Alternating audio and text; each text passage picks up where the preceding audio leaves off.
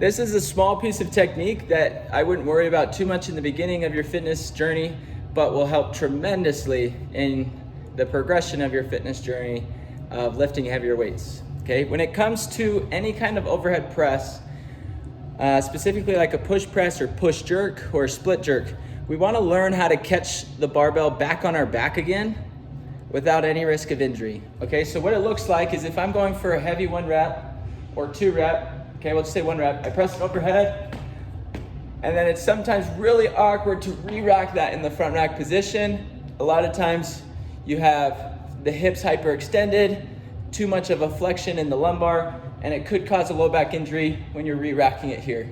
Okay, it's pretty difficult to get the head out of the way and place the barbell right on the shoulders while staying braced. And so what we recommend when going for heavy, or even max loads is drop the bar in front of you or re-racking it on your back like this, okay? Now, I'll demonstrate it and then talk about a couple of components. All right, so if I just do a push jerk and I don't want to catch it back in my front rack, just like that, okay? So one more time. Okay, I have it overhead.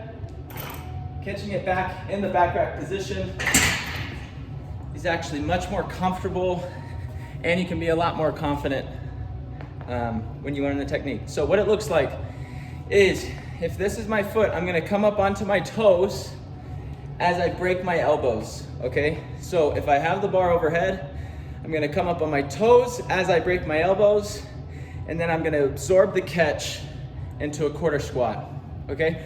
For whatever reason, I suppose you don't have to come up onto your toes, but it kind of triggers neurologically your mind to say, okay, it's time to catch it. It's just a little bit easier to do it that way. All the professionals do it that way. All the most Olympic weightlifting coaches recommend doing it that way as well, okay? So again, you have it overhead, and as I break my elbows, I need to come up onto my toes, and then as soon as I come up onto my toes, I start my squat, and I catch it like that, okay? Be sure not to have your head super far out like this, because you could have it come down onto your neck, okay? Putting your head to the ground causes that bar to come forward. You don't want that. You want the bar to come straight down, and the way you ensure that is just keeping your eyes forward.